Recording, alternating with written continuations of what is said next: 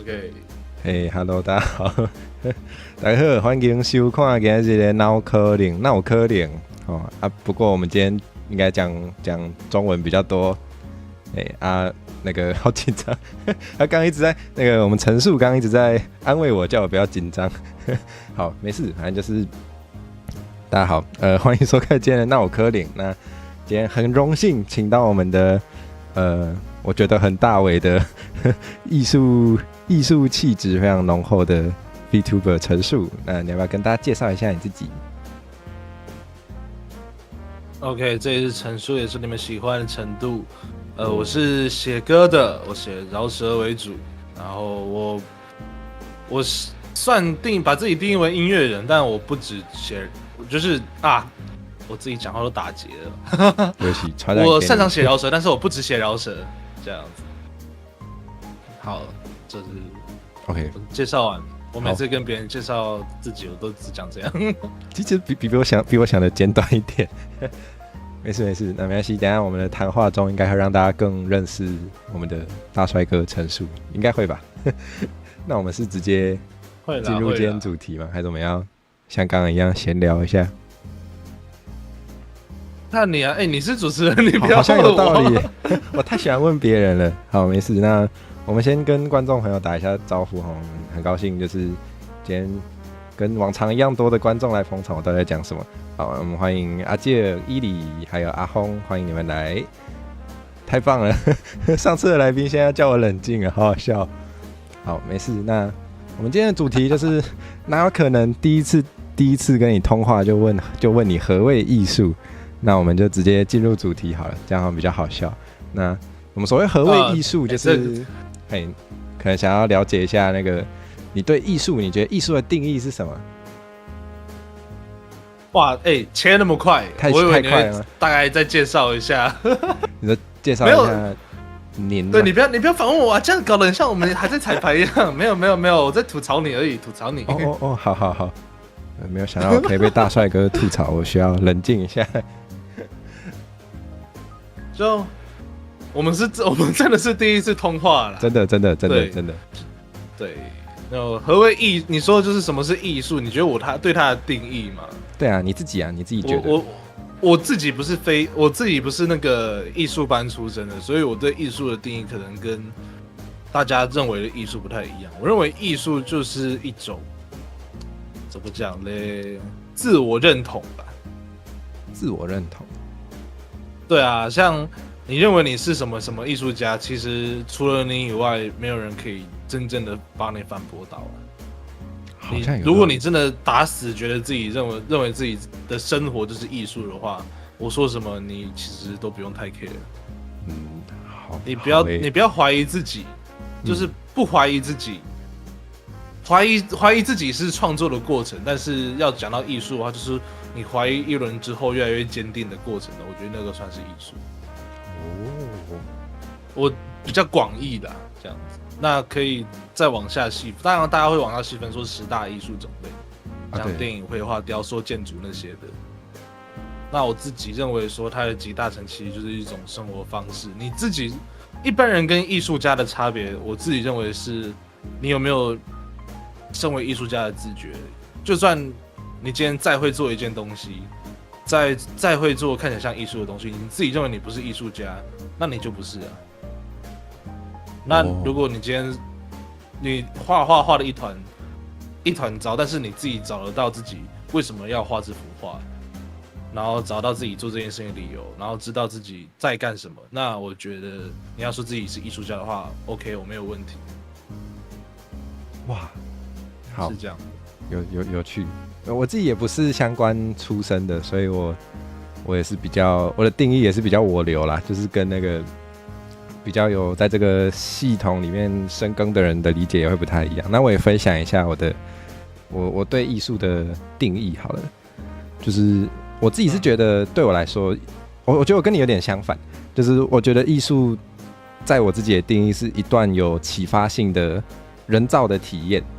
所以，我的角度比较像是对于观者，所以我觉得观者是艺术中蛮重要的一个部分。如果没有观者，或者是观者没有 get 到任何东西的话，那个艺术对我来说好像就不存在。我跟你有点相反哈，你的好像比较是偏向于艺术家本身他的自觉。那我是过程，那你比较偏结果论。对，我比较结果论，然后就是对我来说，我会觉得，因为像有些人会说什么，你去接触一些艺术，你可以变得更有涵养，怎么样的？那我觉得这好像就是取决于你能不能从那里面获得一点启发。那这个能不能获得启发，就包含艺术家本身的能力跟解读者本身的能力，都会共同参与在里面，都蛮重要的。对啊，我是这样觉得啦。对啊，但我如果要说你是这么觉得的话，那我会觉得怎么讲？因为不是每个人都有一定程度的涵养，能够去解读什么是艺术吧。对，就可能有些人就是觉得，比如说我们看到一个行为艺术家好了，有些人觉得他在浪费时间，有些人觉得他做的事情很赞，很有启发。那就算他今天没办法带给你启发，他其实也不能说他这样就不艺术。所以就大家都说艺术是主观的嘛，我觉得这件事情说到最后就真的会变成一种自我认同。你觉得这是艺术，那它就是；你觉得自己是艺术，那你就是。就这个是说不通的，就是大家想要互相争辩到最后，就会发现，干，你可以佛系一点。是没错，就是就终究就是会有部分的人觉得是，然后有部分的人觉得是大便。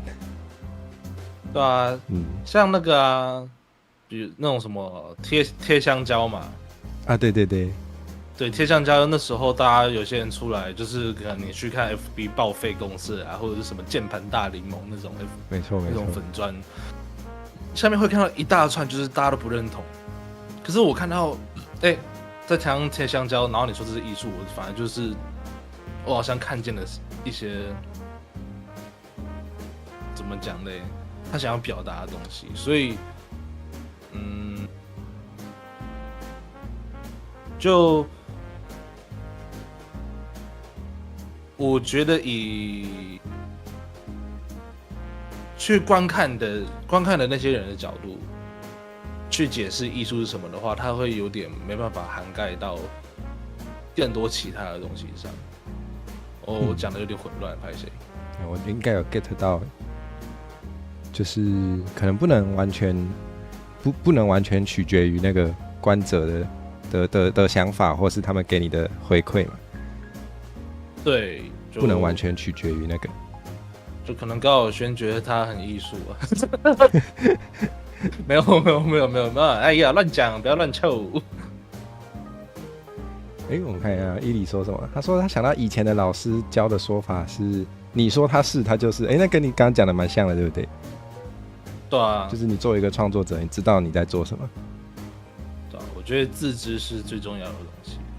真的吗？因为我们在上面有一个观众朋友，他说我们怎样是安装要被为den，就是他会画一些，就是他会画图，但是他画的时候他可能不知道自己为什么要画，他就是那就去找，那就去找啊！不要担心啊！你不知道为什么自己要画的话，那你就去找为什么去思考，这些也是你在创作的过程。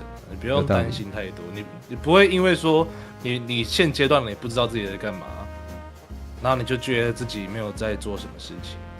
应该说你能够意识到你现阶段不知道自己在干嘛，就是我说的是时间。你能意识到你现在不知道自己在干嘛的话，那你就已经赢一半了。已经有一个，因为你会知道的是你知道你未来会需要什么东西。你现在知道你自己不知道。这是怎么讲？不是有一个谚语，就是说觉察的起点了。你说那个什么？等一下，突然我知道你要讲那个，但我也不会。那个知之为知之，不知为不知是知也。好像是吧？好像吧，大概吧。中文没有那么好，大约啦。好像是就是，我们现在查一下嘛。对，知之为知之，不知为不知是知也。知道就是知道，不知道就是不知道，这是智慧，这样子，就只是想画。他说那个昌大叔说，对，你也不知道自己画的是画什么意思，就只是想画，对吧？这个其实就刚才讲，我们绕了那么多，什么认不认同什么的、你爽就好。有道理。最后就是你爽就好，因为如果你做这东西你最后是不开心的话，我觉得其实意义就少很多了。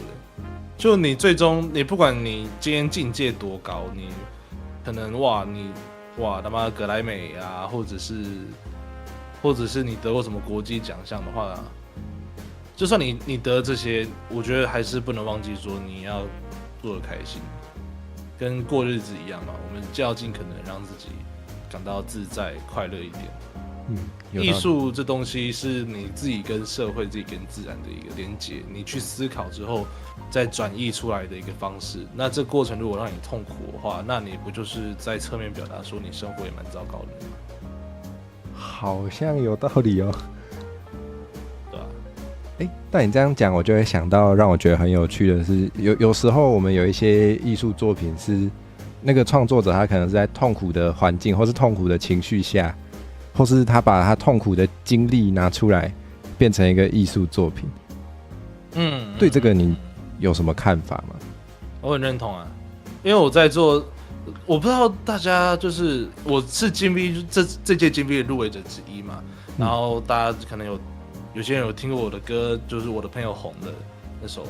那我不知道你们会怎么揣测，我在创作这首歌的过程的情绪是如何。我在创作这首歌的过程，我在创作这首歌的情绪是非常的不稳定的，就是有点消笑，因为那时候一来是赶稿，二来是我想要做出一个我自己放到好几年后都不会后悔的作品。就觉得怎么讲嘞？你说在痛苦的环境下制作作品，那个也只是过程之一，但最终他给你的回馈，你有做好它的话，他的回馈是比起过程那些痛苦还要再更好的。它是就是负跟正加总起来，那个最终得出来的答案是正的话，那你这件事情就是 OK，well done，你很棒，有道理，这样子。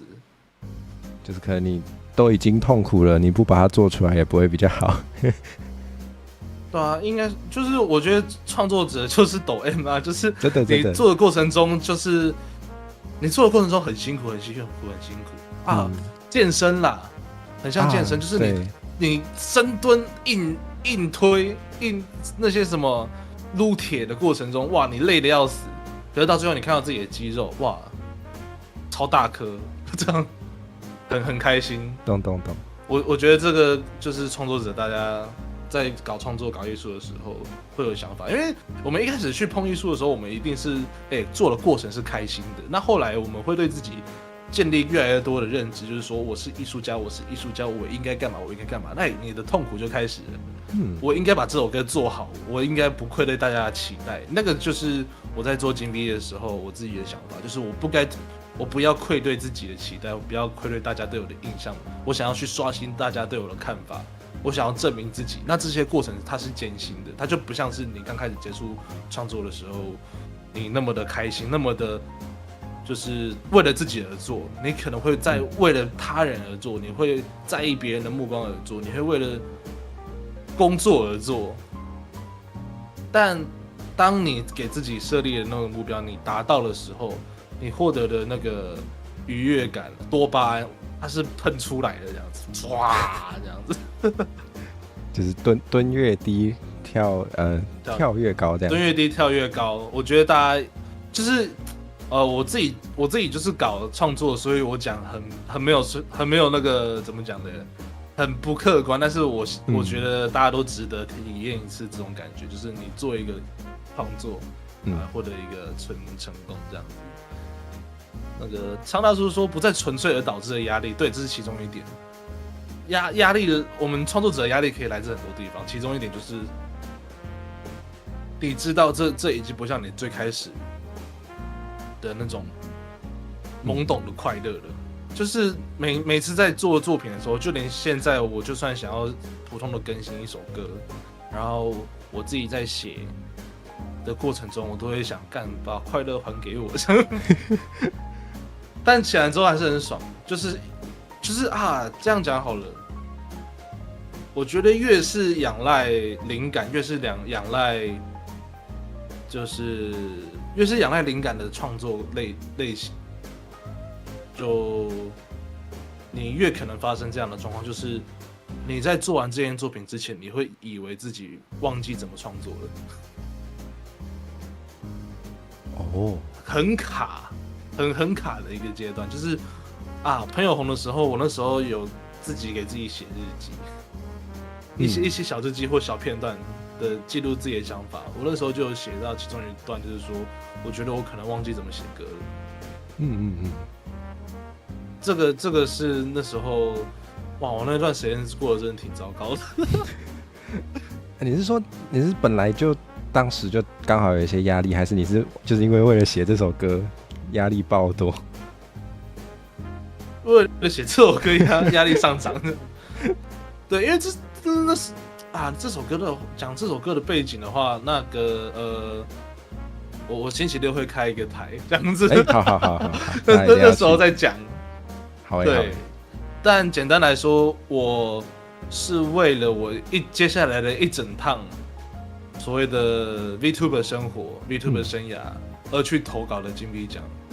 那我我做这首歌，并不是为了金币奖而做，但我把它做得很极致、很精致、很漂亮。我的确是为了金币奖而做得到那么精致、那么漂亮的。如果没有这个奖的话，这首歌它一样会出，但是它可能会在更之后，或者是它可能会做得更简单一点。但我就是有一个目的性的嘛，那个山，那个山峰，我看到了山峰，那我去爬它，我会腿酸，我会累，我会觉得我想下山，但是我已经在半山腰了。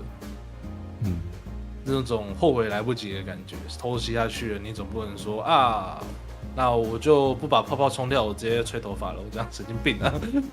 好像也不行啊，就不行。对啊，有道理。我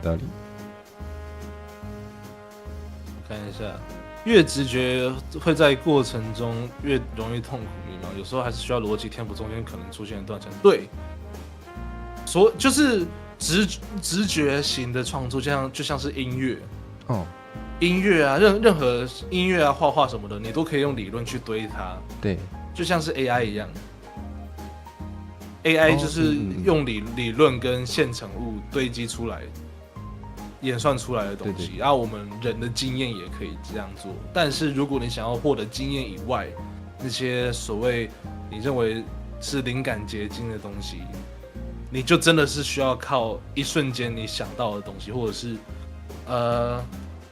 有一个我很喜欢的，我最近在读一本书，我记得那个作者叫做里格鲁宾吗？我查一下，我确认一下哦。好啊。他是在讲那个创作力的东西。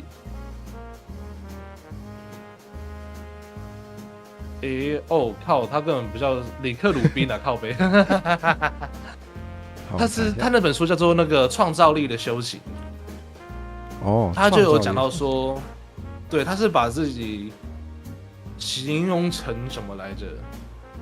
他是真的很佛系的一个创作者。他是说，灵感来了，你就像是你捡到一个东西一样，你自然而然把它记录下来，你的脑袋是开阔的。然后灵感就是化为小分子，在你的那个身体与世界之间流淌，这样子。你能抓到的话，那是缘分。你不能抓到的话，那你也不用想太多。它只是刚好这样出现在你身上，而不是你硬挤出来的东西。它不该是你硬挤出来的东西，它是一个刚好出现在你身上的缘分，就像是时间会带你走到你该去的地方。那我认为这对于我来说的话，就是我看到 GV 讲这座山了，然后刚好人事时地物促成我要去爬那座山。那最后时间的确带我走到我该去的地方，也就是入围名单里面。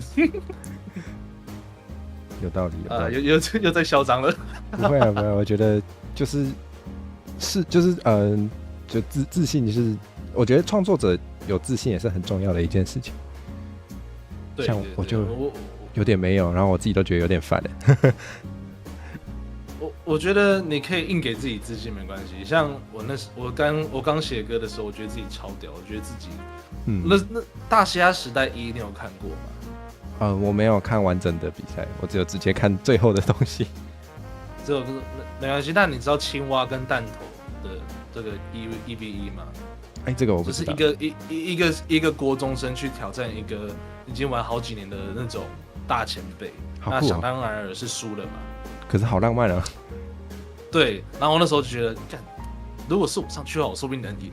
那时候我才写歌，刚写1-2个月。我那时候给自己的自信心是那么高的，所以我觉得我那时候创作得很开心。然后后面就是那个跨过愚昧之谷嘛。对，有那个感觉。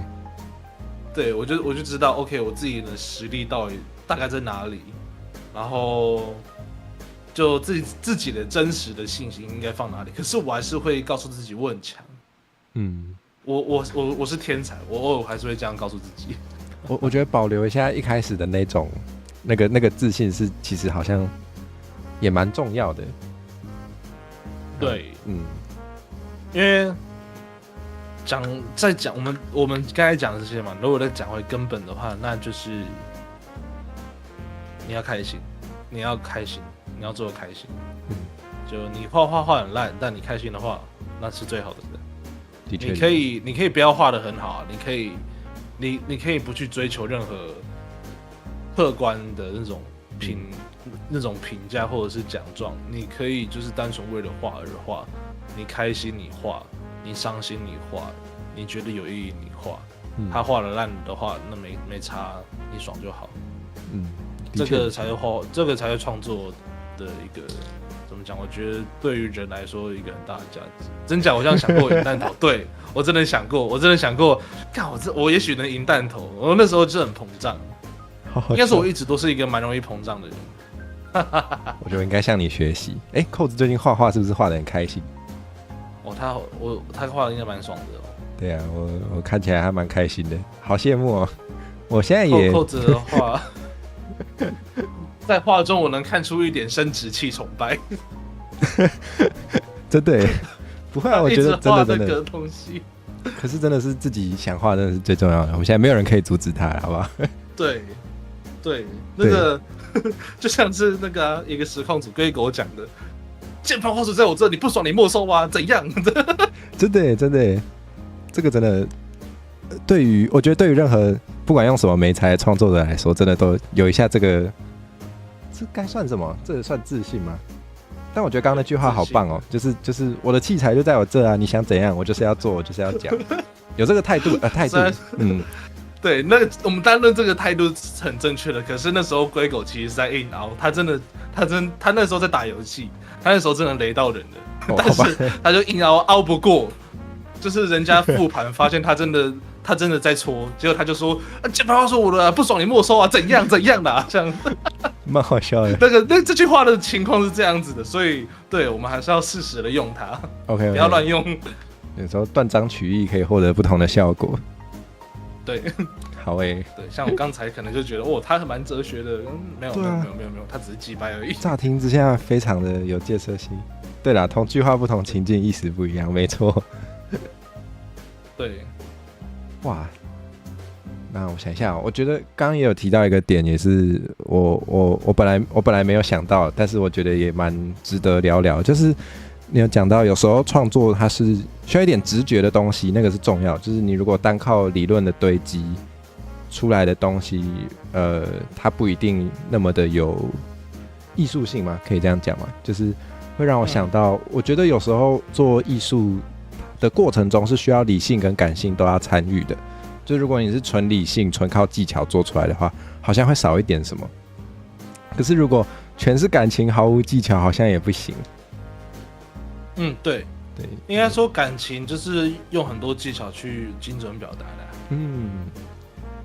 人家说那个全是感情没有技巧，你就只在考碎人家而已。确实，但是很好笑。对，就像我们听那个统神唱歌，哇，就是我们会说前世感情没有技巧的。我是没有听过他唱歌，还好没听过。不对，不能这样讲。那他唱歌还蛮好玩的，蛮好玩的吗？我觉得还蛮他开心吗？他开心吗？他看起来蛮投入的。他跟李子婷唱歌，刚我很羡慕。那肯定开心，对啊，哇，先不说他唱的爽不爽了，他坐在那边就爽了，好不好？有道理。好那我觉得什么呢？我觉得我们好，就是跟艺术，我觉得我想要怎么讲哦，就是艺术家，至少我自己的经验，我觉得我对于我跟艺术的关系会有一点，掌握不到。那就是包含，因为像我现在，我好像没有办法很有自信的说我自己是艺术家。因为我会觉得我包含我自己做出来的东西，好像可能我标准比较高啦。我觉得我没有很确定我自己为什么要做这个，然后我就会有点不敢把它称为艺术。那我会很好奇，就是你好像看起来比较没有这个困扰，你好像很知道自己在做什么。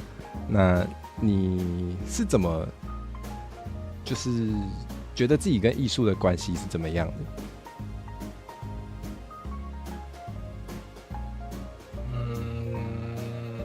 我觉得它是我的兴趣。兴趣吗？就我从小到大的每一个梦想，然后有实际去做些什么的，基本上都是跟艺术相关的。所以你没有就是跟创作相关的。对，我喜欢创作，然后我不限定媒介。对我来说，煮饭也像创作。确实。我之前的梦想就是我想要读高餐大，那直到我后来看了越来越多痛苦的厨师之后，我就放弃了。我们现在聊天室就有一位痛苦的厨师。我知道。他痛苦吗？他现在画得开心。你就要去清一下节油草，你再问他开不开心？对不起，有一些部分非常不开心。好，我们有机会请他来聊聊。就和艺术的关系，就是他跟我目前的生活是什么样的关系？我觉得他就是我的生活。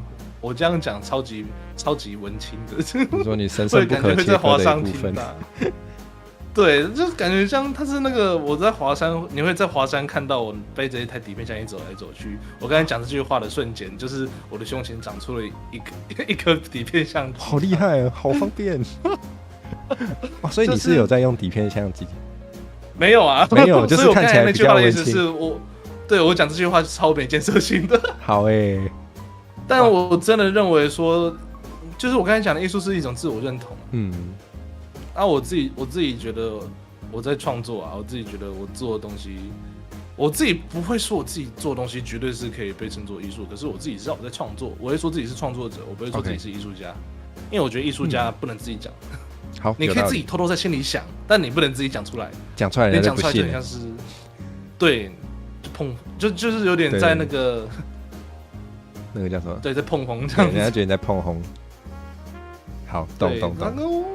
他跟我目前就是很融入，因为我自己就是因为艺术就是想，人家就是说吃饱喝足或者吃饱太闲这样子会做的东西我吃饱了，那接下来就是开始在做了这样子。有些人是做到吃不饱。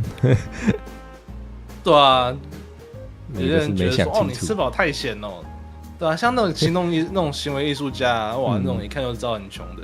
对，就是你吃饱太闲，你怎么在做这个？没有，我没吃饱，这个没吃饱，好饿蛮好笑的。对，我觉得我捕捉到一个我觉得有点有趣的，就是你刚刚说到那个长出一个底片相机，那这个其实有点就是对文青的刻板印象。你会觉得对创作者的刻板印象会不会影响到你啊？人家都说我是森林记，人家会说，对，人家我有去唱过这种现场，人家说我是唱饶舌的毛不易，唱饶舌的毛不易啊，超级刻板印象，就是他们觉得我穿素 T， 我穿个就是很简单的东西，然后我唱饶舌，他们说哦你是蛋堡，哦你是毛不易什么的，就是对于创作者的刻板印象。然后明明我这唱的是饶舌，你就说哦你是毛不易耶，差太多了吧？毛利老师，蛮好笑的，就有一点那种，可是可能也是比较容易被人家记住的一种方式啦。对啊，就是刻板印象，换句话说就是你的人设啦。也是，好像也可以这样说。当那个人设不符合自己给自己的期待的时候，自然也会不太爽。真的难免的。对，还是说创作者的刻板印象会影响我什么吗？我曾经因为一件事，就是我的堂妹说我是假文青，而认真的跟她生气过。因为你觉得你是真文青？没有，我觉得文青是贬义词，不管真或假。那时候觉得文青是贬义词，因为我认知的文青就是怎么讲呢？所谓贬义词的文青是什么呢？你很喜欢读黄山料，然后觉得自己很喜欢文学，很懂文学这样。OK， 我就不喜欢黄山料。OK，Sorry， 我认为他是商人，我认为他不是文学家，我认为他是商人，他是很成功的商人，他不是艺术家。那你会不会觉得听团仔是贬义词？哦，那就是因为他们都在做一些很瞎的事情啊。哦，好，我懂，就是也许那个词最一开始没有什么贬义，但是它被拿来指一群人的时候，你就不想要被跟一群人扯在一起。对啊，就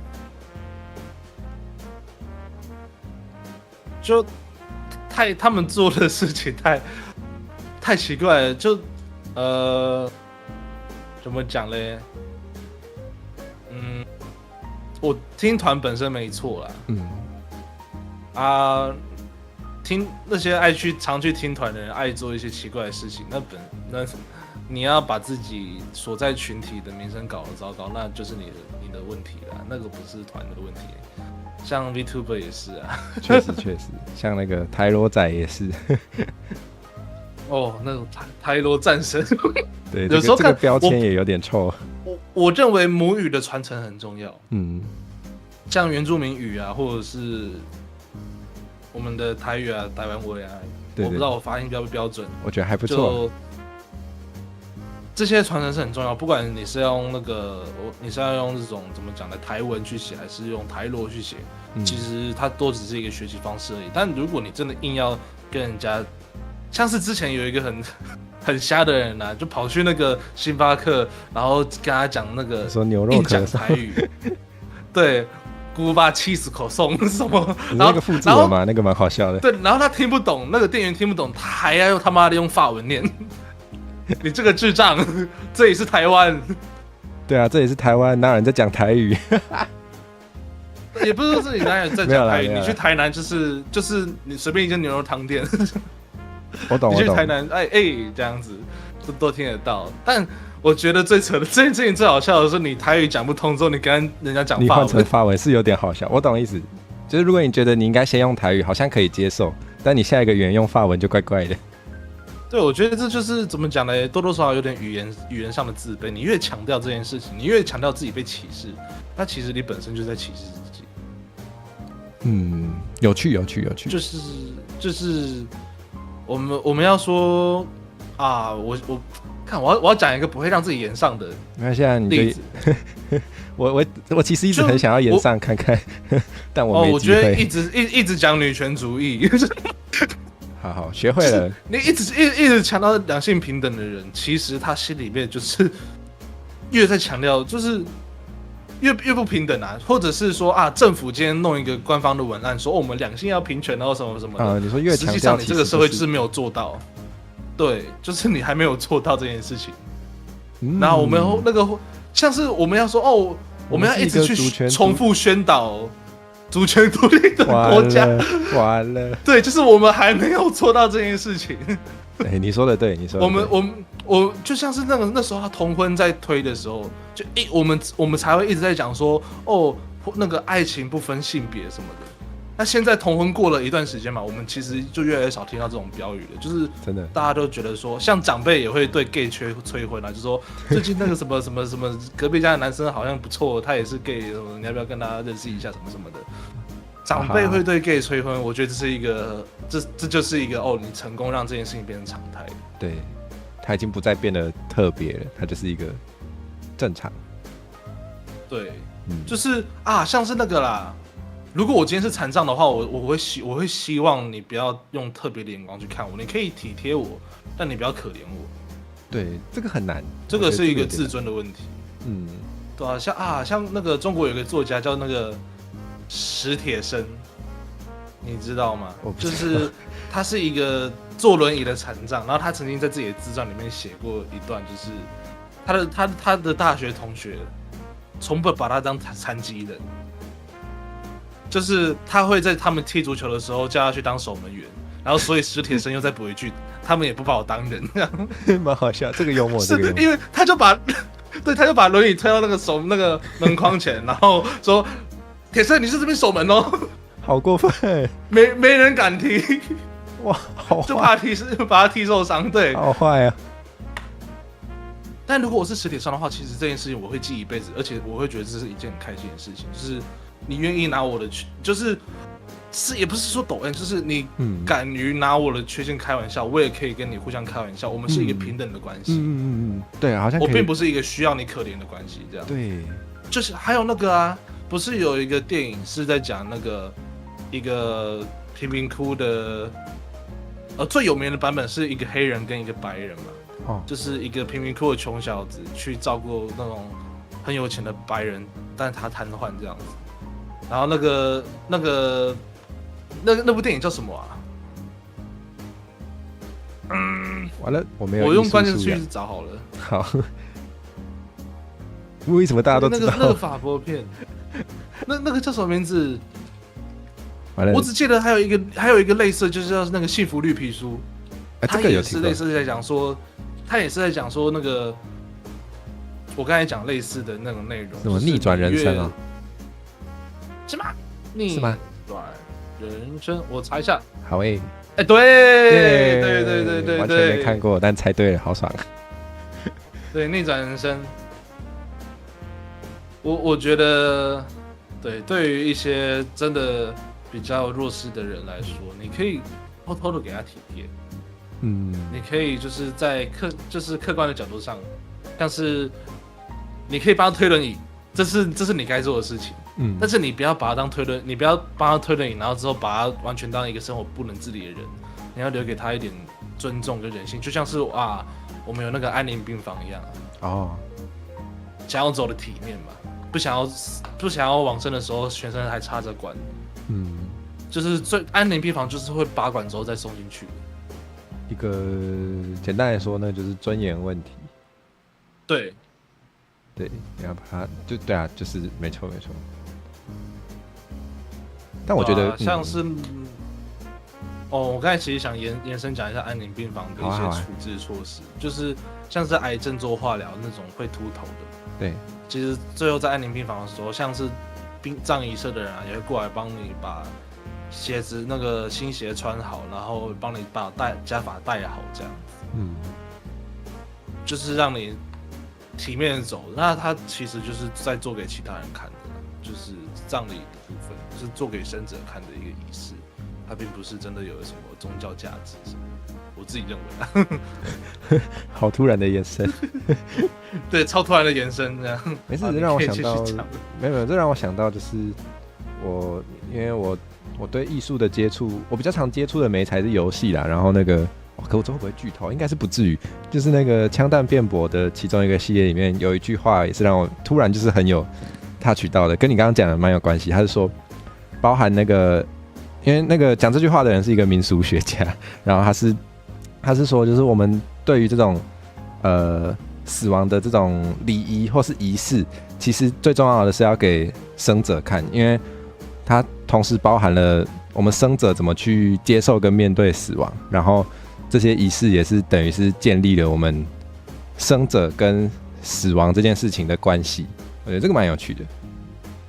对，但我认为现在的葬礼的那种关系就是不太好了，因为人都死了，然后我还要一直被提醒说他死了，他死了，他死了，就是不管说是抱着骨灰坛走之类的那种，我觉得其实就是大家就是聚在一起，然后讨论一下往生者生前的东西，然后你可能那个气氛也可以开心一点，甚至往生者可以在生前说，哦，我想要这个，我想要播那个什么什么歌这样子，就是如果是我的话，我会想要，对，在我往生的话，我会想要播自己的歌，或者是播自己推的歌这样子。不错啊，不错啊，哇，所以你有些对，我会希望自己的葬礼像 party 一样。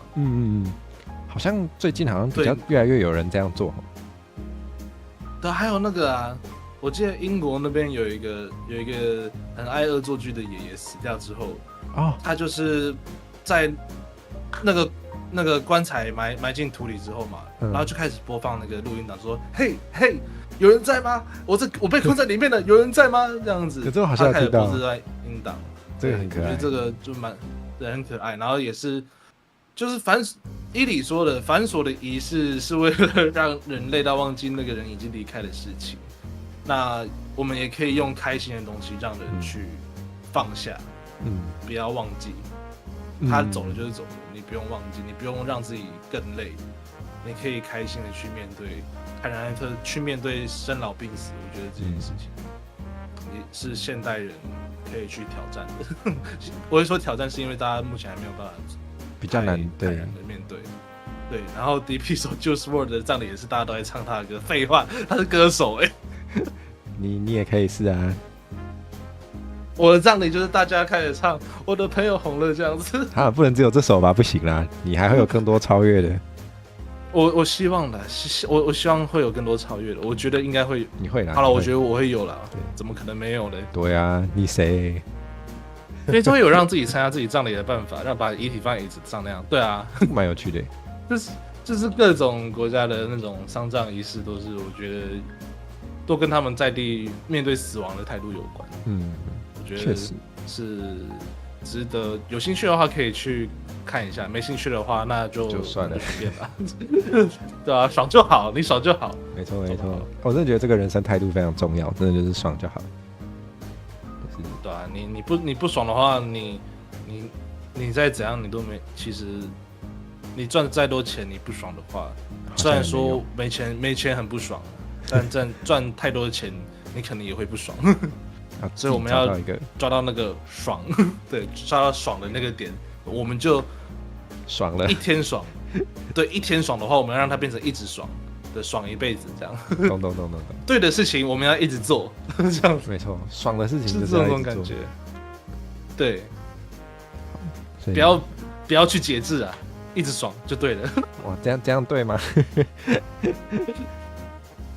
这样讲好像我是怎么鼓励大家犯法的？对，你是那个没有，人家是那个反毒反烟大使，你是反毒反烟大使，爽就做。戒毒不爽，那吸他不行，不是我讲的，不是我讲的。好，对，就麻烦大家就是那个爽，就是这东西是有一个那个临界点的，你不要去触碰它啊。是没错，就是你可能会有一些那叫什么，那个惨痛的后果可能会让你更不爽，所以你要想清楚。对啊，对，创作爽一时，一直创作一直爽，对啊，就是你要让那个一时变成24小时这样子，对，哇，还不用睡觉，24小时就变1个月，1个月就变1年这样子。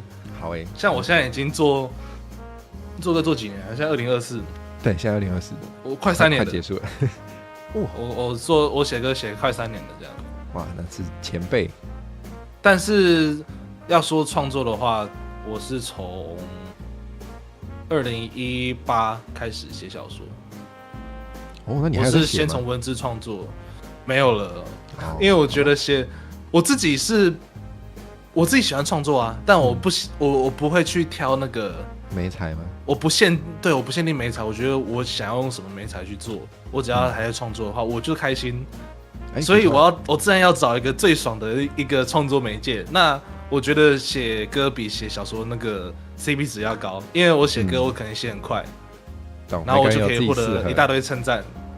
对，我可以获得很多别人给我的那个正向反馈，但是我写一本小说，我想的超级辛苦，我写的超累，10万字才有一本，结果3个人看，对，3个人看啊，我操嘞！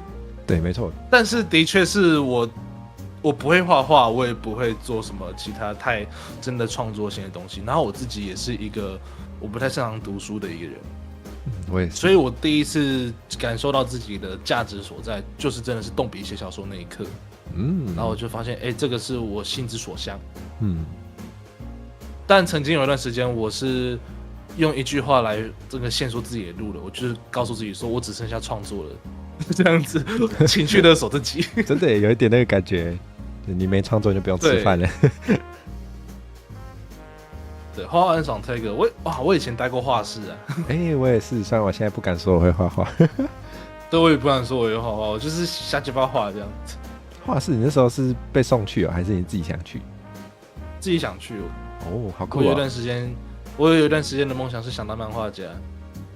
可是你去画室一开始应该也是先素描那些基本功，对不对？看他是先给我水彩，我超不会调水彩的，他简直是要了我命你什么意思？他先水彩，然后他不是先素描？他没有给我先素描，他先给我水彩。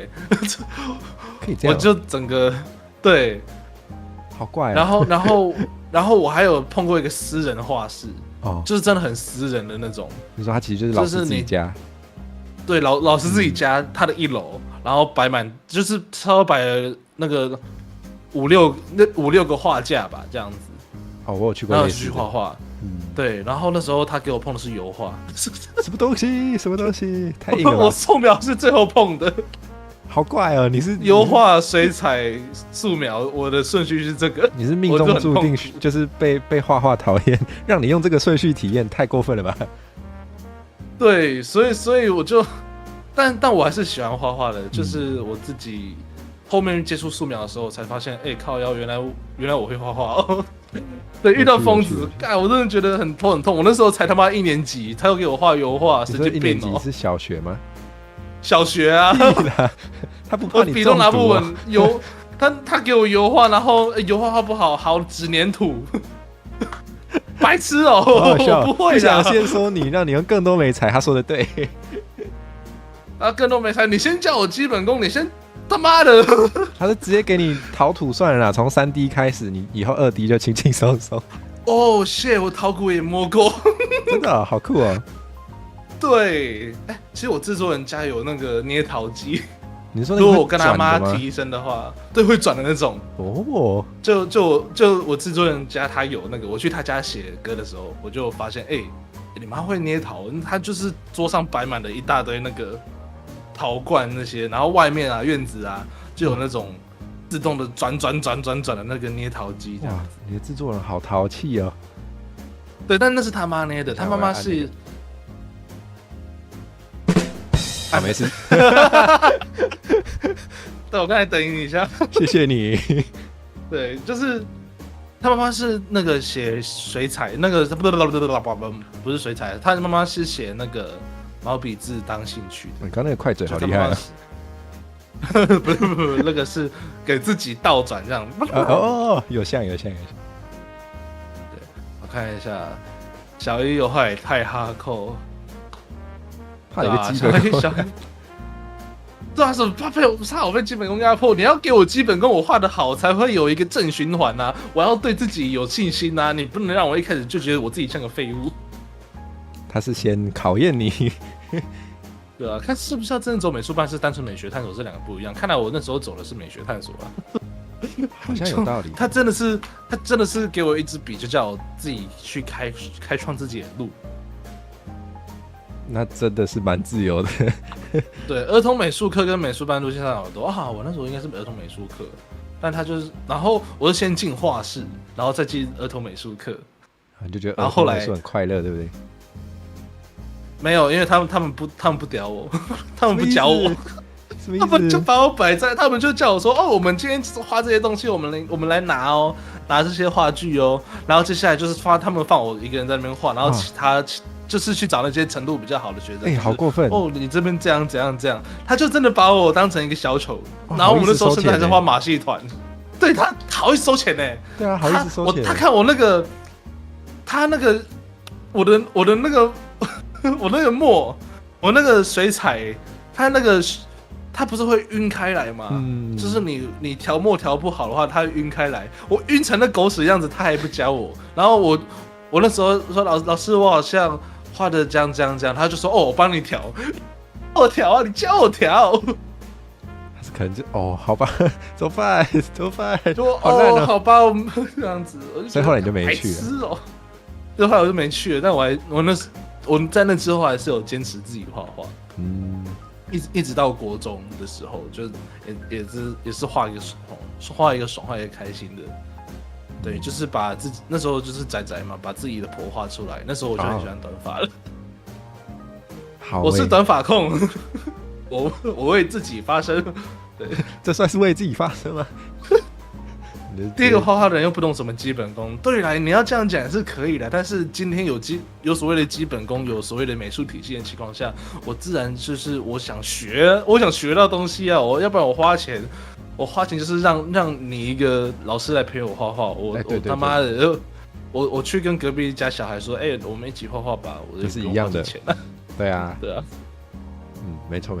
他现在也是叫我画书本，然后帮要考试的学生，后来就换教室。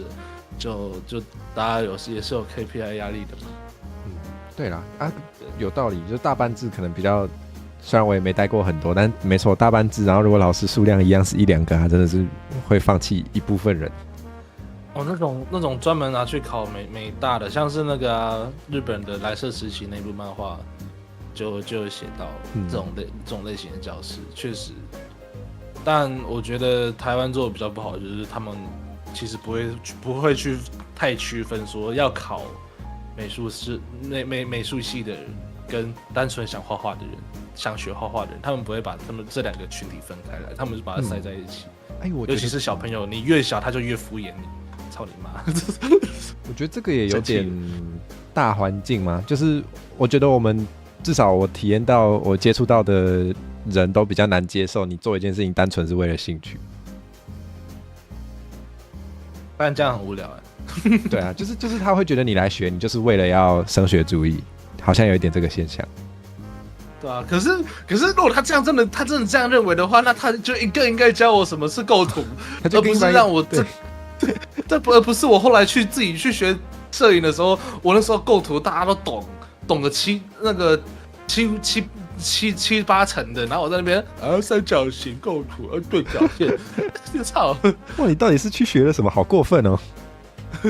到底教了什么？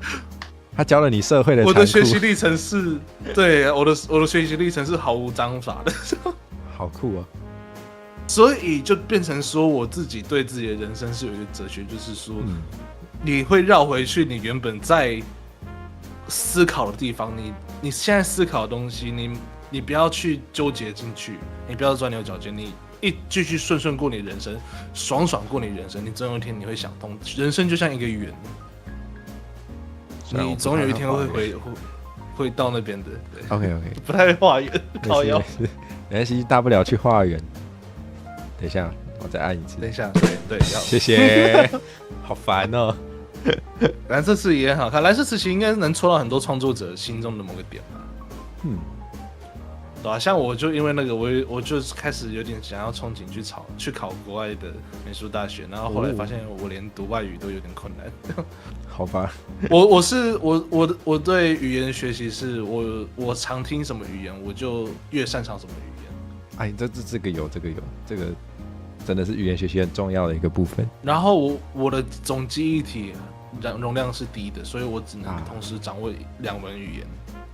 你说你再多听，你就会忘记前面的这样子。对，再多听就会忘记，就像是我原本英文还不错，然后直到我碰了 ACG 之后，我去碰日文，我英文就忘光了。我会把 original 念成 original。这个没办法，但听起来日文蛮好的。对，就是你听起来就会像是一个会英文的日本人这样子。对我对干，我听起来我讲英文的时候，就像是一个没什么口音的日本人讲英文，他妈的。没事，理解。然后讲回中文就哦，你是台湾人，你是台湾人啊？对，我是台湾人，老师。喜欢 ACG， 理解 ACG， 成为 ACG， 你现在确实也。然后最后忘记 ABC。这个有，这个不错，这个蛮好笑。穷美术课代班老师的想法可能是爸妈有钱让小孩打发时间放在这里。对，我以前那个画室就是这样子。他不在乎你，可是他会教别人，他为什么不教我 ？Why？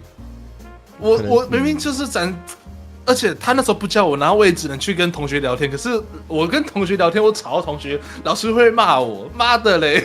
哇，那你骂我跟你无视我跟教我，你选一个，你不要骂我啊！哇，那你早知道你那时候就直接跟老师谈判，你最好是教我，不然我就去吵你的所有其他同学。对啊，小心我让你他妈全部落榜！好爽哦！早知道这么呛。对，我把你他妈的那个里面的刷子换成烤肉刷，摘下来，把颜料换成烤肉酱，完了。对，哇，完了，好饿哦！怎么这样？怎么调下去油水分离了？好烦啊！也许他们家长有说他要考美术班，我那时候，那这样子好像就是我的问题了。哦，刚是因为我告领导，靠背。有人说你不帅，揍他，给他2拳。小心一点哦，一拳拍过去。哇，真的，你要沿着网路线，沿着网路线拍过去。把你 A 上面那个勾勾给打掉。那个是什么？那个是声调的，对。对，把你声调给打掉。把声调打成反的，打成反的。你好强啊！你直接文字破坏。对啊，DP 说你学会打成反的话，他的名字要怎么念呢？想一下，因为我们有反的，但是那个声调比较少用到，那个算那是特殊变调哎。我念念看。对，天会打那个，那会变成黄吉红这样子。好像那个布袋戏黄吉红，因为通常会用那个符号是那个，我们如果叠字叠3个字，就是一个东西超红、超级红，你就会说昂，那个第一个那个昂，那个我们会用那个反过来的。以前我的老师会说会讲一个人吃很饱的时候，他就说饱，可能有被台语影响，有可能。对，没错。可是我想问一下，就是有人讲，你们讲晚上会怎么讲？晚上，大家都是讲晚上嘛。可是我姑姑会讲晚上。你说中文，我不知道是不是台语晚上或晚上？对，他在讲晚上。我不确定可能晚上好像有一个其实是比较标准的，就是台湾人的中文不会那么标准，是合情合理的。我记得好像其中一个比较标准。我姑姑一直讲晚上。有可能是，没有，就是每个人习惯不一样。蛙熊应该是故意的，应该通常讲暗时啊。对啊，对，上晚上，那他讲晚上或晚上，对，我的早上晚上，我是比较怎么讲嘞？我不知道，我觉得我姑姑就是她是有一个年纪的。对，一点年纪的他不会看这个台，所以放心，他不知道我在做 VTuber， 所以对他是有年纪的。他问你，而且他是公务人员，所以我不确定是不是他的成长历程导致。像我爸跟我阿伯都是讲晚上，可是就我姑姑讲晚上，他们明明是同一个家庭，同一个家的人，但是这方面的发音就是差好多。会耶，我觉得好像就是。我也讲一下我家，我妈也是，就是我家我妈那边原本是讲台语的，可是因为我妈就是当小学老师当很久，然后她在那个环境下，包含以前根本就不可能有台语课的那整个环境下是根本就没在讲，所以现在其实我听她讲的台语跟我舅舅或我阿姨讲的台语，就是那个用词或是一些习惯已经有差了，蛮有趣。对啊。想到古音那个评赏去入的赏就是赏，对啊，评赏去入，对，评赏去入。我们家是外省树嘛，没有，不是外来种，纯种的。你这讲外来种感觉没事，有一点延上的空间啦。我是没关系，就是慢慢帮你，现在天气冷了，取暖一下嘛，帮你再多加一点。对，谢谢，太棒了。就我没有去读我们家族谱啦，但我家应该就是都是在地的，对，本土的。OK， 在地的树。对啊，我父母辈都是怎么讲呢？从南部发迹，对，就是我外公是从马光上台北，然后我阿嬷阿公他们就是待在云林，所以其实怎么讲嘞？我可能讲台语的话，如果我还有持续在讲台语的话，我的口音会比较接近南部的口音这样。所以你平常在家里是有？我小时候会讲台语，小时候，然后对，就只有小时候，也不是因为闽南语课，就是单纯就是因为那时候常跟那个外公外婆接触，然后就跟着他们讲台语这样子。然后台语我也是完全听得懂，可是现在就是我回去见他们的时候啊，他们跟我讲台语，我就用中文回他们。我的话，然后大家都听得懂，这样子就是形成一个比较奇妙的沟通空间。但我觉得其实这就是已经是常态了，就是大家都听得懂中文这件事情。对，大家都听得懂中文。对啊，然后我有时候外公外婆讲到比较少见的台语的时候，他们还想一下要怎么用中文跟我讲这样子。我阿嬷是直接不跟我讲台语，直接不跟你讲台语哦。对啊，是我很想跟他讲台语，然后他都用中文回我，有点烦。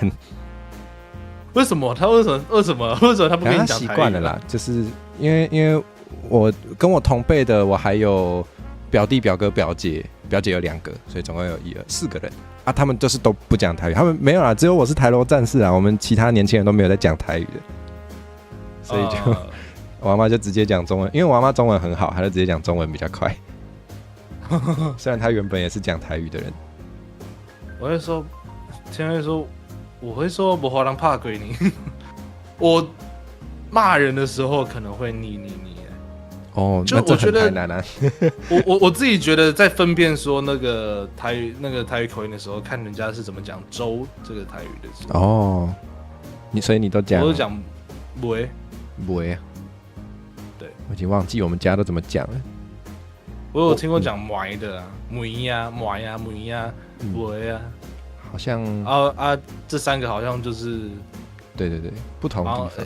宜兰台北，然后南部这样子，宜兰北部南部这样子，宜兰会额外分开来这样子。对，宜兰好像有很多比较特别的，就比如说什么真怎样，就变成进沟追这样子。像之前可口可乐啊，可口可乐也是有这个。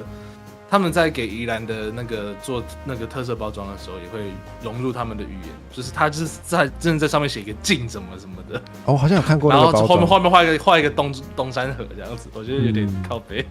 你说有点消费吗？可以这样说。对，有点加强刻板印象。对，是也就是好吧。宜兰人如果没生气的话，那就算了吧。漳州腔的尾音都会变成尾。我想想，例如说，那个蛋的话，我们平常就是蛋，我说的蛋是那个卤蛋的蛋，我们平常会讲卤能。对那个如果是宜兰就卤女。对，所以天会讲的那个字都是啊，就是门，我们会讲梅。门会吗？门我不知道，因为我其实不太熟悉。像我没有，我只是突然想那个台语的门怎么讲，我有点忘了。我都讲门哦，对，有一个经典的啦，就是那个生嫩吃饭配卤卵。然后宜兰的话就会水嫩吃肥配卤卵这样子。水嫩吃肥配配没有配啦。呸，叫不呸，不好讲。对，呸。这个就是宜兰人特别容易被拿出来笑的。对，但我觉得宜兰这个口音是很值得留下来的，我不希望它消失。我也觉得，就是应该说各个语言我都不希望它们消失，因为它是一段文化、一段历史的累积。如果这样消失的话，就代表说，就像是你不会突然希望一个动物绝种吧？除了蚊子以外，或是蟑螂，对，没错。蟑螂算是清道夫哦，好吧，所以它是在生态系有一个。对，蚊子操你妈，真的不知道可以干嘛。蚊子好像其实可以授粉，是不是？虽然有蜜蜂就够了。可以有蜜蜂就够了，有蚊子要干嘛？它不只会授粉，还会受什么病登革热。真的耶，那好像有道理。授粉的蚊子不会吸血不一样。授粉的蚊子应该是摇蚊吧？是摇蚊吗？我家附近超多摇蚊的。哇，好厉害哦！你们连蚊子的品种都了若指掌，什么都不会。摇蚊就是你有没有一种经验，就是在一些比较偏远的地方啊，然后大概在傍晚的时候，你头上会有超多蚊子在飞来飞去，然后你会在转圈圈那样子。对，那个是摇蚊。那个我家附近超级多。对，它不会咬人，它不咬人的。好酷哦！对，什么偏远乡下的？你说我住乡下是不是？我刚才才说我家附近就一堆摇蚊。你觉得偏远？对，那个是他们的交配，那个是他们的交配派对。别说了，我不想知道。对，蚊子性爱趴，而且是超多批。对，干超屌的。你羡慕他们没有啦，没有，你是觉得蚊子好会玩？乱讲。草蚊是什么啊？草蚊是我看一下，草蚊我也不知道草蚊是小班的。草蚊乱讲话。蚊子有两种对，就是那个草蚊。泛称摇蚊草蚊啦。草蚊是什么的好朋友？你说。为什么是把揪也和比喻？是不是因为它会跑进你眼睛里？我不知道。靠呗！我很常骑车的时候会有，我感觉好像是蚊子还是苍蝇会飞到眼睛，我觉得很不爽。我之前在骑那个自行车的时候，我就会撞死一些蚊子在身上。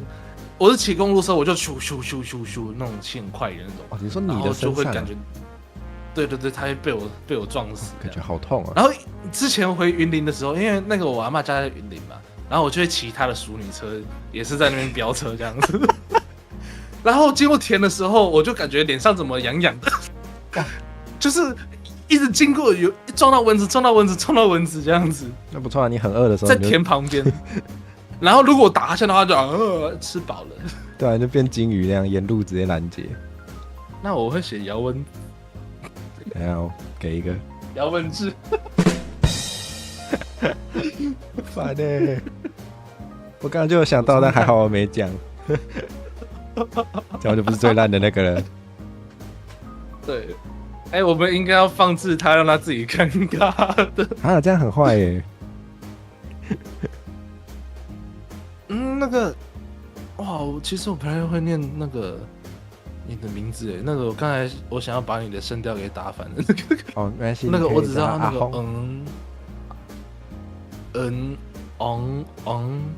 因为我外公也姓黄。我外公的名字很帅，黄天元。听起来天元突破的天元，听起来真的超帅耶，超帅的。好，而且他以前还有宗教背景，他是那种会去庙里帮忙办事。的那种人，然后他还是那个守望相助队的队员，所以他家里有那种台湾早期的警棍，好酷哦！他就是那种正气凛然的类型，他就是那个魔功武功都很高这样子，而且他还有家族背景，他的家族背景是黑道。那真的耶。然后他是背井离乡，就是我不要跟你们这群人混，我要去做正义的事情。他去当警察，他去庙里帮人这样。然后其他人在偷拐抢骗的时候，他在那边守望相助。所以外公就是出淤泥而不染，黄天元，这名字真的很配。可以都说外公的名字吗？我觉得没差，反正应该叫天元的人很多。应该不会有人疯到就是去找你外公，然后去爬到你中之人吧？没有那么狠吧？对啊，其实我是认为，就是找到我本人的话没差，就是你没有很在意。对啊，因为我虽然我们偏题很久了，可是我可以讲一下，就是我自己出道其中一个想法，就是如果我另外一边的活动，就是我其中一边的活动有名到你们可以透过我某一边的活动去认识到我另外一边的身份的话，我很爽，这个是我的目的之一。你看很多等我有恋爱粉等我出道的还有一个目的，就是为了去把二届粉给铲除，但因为我的个性使然，所以真的很少二届会出现在我的台，所以这个目标算是目前没有达成。好可惜哦。就是我很喜欢，我是一个反骨的人，所以我才写歌，没有啦。就是对大家不会二届我，就是我很想欺负二届，就是有那种独角兽粉啊。你说你先骗他们上传，然后再说你们都垃圾这样子？没有，是我假如说我去跟女 V 联动的时候，然后他们在那边，你怎么可以跟他联动？我是独角兽那个 unicorn 这样子的时候，我就开始瞪鼻子上脸，我就开始那个上嘴脸的。我那时候是怎么讲嘞？出道前的幻想，而现在就发现自己可能做不太到这件事情。还没，还有机会。对，还有机会。希望就是有那个二届粉烦恼的女 V 可以跟我联系，跟我联动一下，这样子，我们可以一起写一首情歌啊！哇，你好狠哦！搞不好有人靠那个吃饭，你不要这样。哦，对，我没有错，我就是尊重。对，好，我们可以聊回那个回艺术吗？好久没回这个主题。对，好久没回到这个主题喽。我想一下，我觉得艺术跟商业有时候会很觉得有点难以兼顾啦。至少我不管是我看别人，或是我自己，都会有这种感觉。那像是像我自己在做我频道的时候，我也有探索过不同的方式，因为我自己主要比较想做的事情还是与台语文比较，就是我自己做的比较爽，我比较想做。可是我又会觉得，我如果像我之前有一段时间，我那个标题都写台文，可是我就觉得我这样做好像是符合我认为比较想做的样子，可是就会很少人来看，然后我就会觉得好像也不只是关注度不够啦，也是一部分也是觉得没有触及到更多人，好像蛮可惜的。所以我最近有想要更往大众的喜好靠拢一点。然后我就觉得这个拉扯的过程，或是怎么找到平衡点这件事情，其实蛮有趣的。我相信所有的创作者应该都会面临过类似的，也不一定到挣扎，但是就是会想过类似的问题。我不知道你有没有这方面的经验或想法？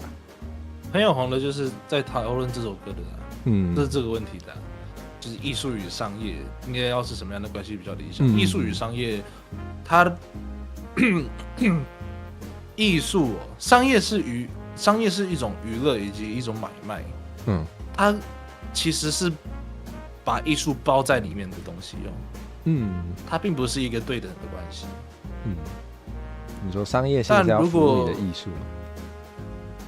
艺术应该说是，也不是说服务，艺术是被商业给包裹着的东西啊。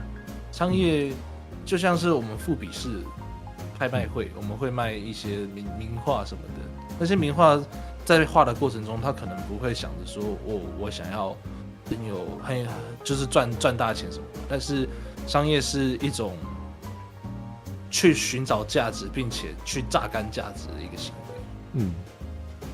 当你的东西当你的艺术对商业来说有价值的时候，那你的艺术就会被商业给包裹住的。他们是这样子的关系。那理想的关系是什么？我觉得理想的关系其实是，我认为大家可以再对艺术更友善、更包容一点，这样就好了。不用改变太多，就是大家可以知道，就是说，除了商业以外，还有一个选择。而不是把艺术当成说是像是台罗这样子很难接近。那你很会举例哦。就是我有听一个歌词，就是融入体制后从内部反抗啊。这个，我想就是火蛇跟我遇到的问题状况是同一样的，对，就是想做自己的事情，可是又怕，就是又想要让自己的声音传达出去，是的，觉得这样就有意义。没错，对。对，我现在也在努力融入体制，就比如说我知道平均台 B 观众大概会喜欢什么，所以我前阵子就剪了一个屎尿屁的 shorts 精华，但我就感觉到有一些既有的观众好像不太喜欢，那就没办法。可是触及真的不错哎，对，观众是会要喜的，如果你有这个觉悟的话。对啊，对啊，就是我觉得出的东西是你可以注意一下比例啊。嗯，对。我也只想得到这个办法。帮我打一下鼓。你说打一下的？我刚才讲比例爱丽。好你也按一个。对，艺术是可以用商业操作出来的，没错，就像黄山料一样。哦，他真的好好举例，天哪！这是一种，就现象了，就是。我觉得这真的是一个重要的功课，就是有一些人他可能在商业上取得很大的成功，但是你可能会觉得他不太符合你想要的艺术的价值，但是我们也好像要学会去接纳这件事情，就是其实我们也不能怎么办。对，其实到了我这个，我现在就会想说，大家都会说什么，就算是一部电影，你也会说它的分镜很有电影感。影像作品，你会说它的分镜很有电影感，那电影感是他妈杀小。那麦卡贝也是电影啊，那为什么大家会觉得它廉价？就是我会开始在思考说为什么会这样子，但我目前没有一个结论，所以没办法讲。我把这个问题抛出来给大家思考一下。好就是所谓的电影感是什么？那电影感套用在电影之中，那它又代表着什么样的风格之类的？像怎么讲嘞？九把刀跟王家卫去比嘛？哇，好难比哦！好，这个就是感觉就是，对啊，路线完全不同的人，可是他们的路线又是不同在哪里？我们可以怎么定义它？对，虽然我是读影视的，但我没有读得很深，我后来跑去读文学了。是，我也是一开始读跟后来读的东西不一样。对，我算是被，对，虽然你想要追求艺术，可是艺术在创作的时候，中间脱离不开的是人际关系。你人际关系要顾好，你才能好好的去发表你的艺术。像我那时候，我的个性非常的尖锐，所以我被当时的一些同侪们讨厌着，所以我是编剧嘛，所以编剧会需要剧组去完成他的剧本，那剧组人都讨厌我，那我自然而然就没有办法让我的东西发挥出来，所以我就是转战音乐了，其中一个原因。对啊，一方面是 KPI 那个 CP 值高，一方面是我本来就有音乐的兴趣，另外一方面是我继续读文学也没有出路了。我继续读文学，我顶多跑去中央或东华去读什么什么的那文学研究所啊，然后出来之后，像我的老师得过什么奇来山什么文学奖啊，东华文学奖啊，就是一些还不错的小奖项。他出来之后再帮三温暖洗地板。对，这个就是台湾作家的现况。好吧。没办法的。对，没办法。好，音乐对你来说比较有希望，这样。对音乐对我来说比较有希望，因为你会，台湾有什么很商业的小说吗？没有啊，台湾的台湾的商业书都是鸡汤文啊。真的，大家好爱啊，我也有点爱啦。好爱鸡汤，爱山料，爱热情。看一下有时候蛮爽的，就是自己催眠一下，蛮快乐的。我不是说它不好，但是看太多的时候会变成这样子。商业就是精准抓到人群的需求，对，去做操作的一个东西。生死会卷，我不知道啊。就连特殊传说啦，特殊传说就挺商业的，但是它真的也蛮成功的。特殊传说什么？对啊。讲到这种奇幻的，然后又是感觉又好像是本土，特殊传说总还是本土的吧？还是它是中国大陆那边的啊？我怎么记得是台湾？我不太确定我记得我还有那个一些台湾的轻小说，那时候我以前在那个写小说的时候，那个小说圈还在那边吵日清台清的那个谁强谁弱这样子，真的假的？大家现在应该是还有不用吵了台清歧视列，大家现在都不用吵，大家都没饭吃啊！哎、对，一样没饭吃。台湾三大轻小说出版社，角川、尖端、东立嘛，对对对，有一个老师叫做直言，他是这3个我出版社印象的征稿比赛的三冠王。嗯，他没办法，他却没办法靠单纯写小说来养活自己。可能是都已经拼到他3冠王了，你对啊还是没办法。他还要去兼职写剧本，然后再兼职去角川的课，去角川的班去上课。哎、我有上过，对，他是真的讲得不错。嗯，对，确他还要实兼职好几份工作，才能养活自己。就台湾作家真的是很辛苦。感觉有一些领域真的就是够当一个领域够没饭吃的时候，就会一直跑去当那个领域的老师，我有这个感觉。没错，我就是在说台语文。有一点啦，就是他在商业上大家的需求没那么高，至少现阶段我感觉是这样。那对啊特殊传说是台湾的，OK 啊，那时候还有什么二进岛也是大家很爱啦。二进岛是什么？什么？我们已经有代沟了吗？原来我那么老吗？二进岛好像老一点，我如果没记错，如果记错那就记错。二进岛出版，二进岛是默人的，对默人玄幻哦，玄幻我没怎么看。啊，我也没怎么看，但是那时候就是同才很爱，所以会知道一点，看一点点。对，我那时候同才都在看那个金庸，有看过标题就是很早期的那个轻小说。对，没事，反正后来也是加入日清的世界。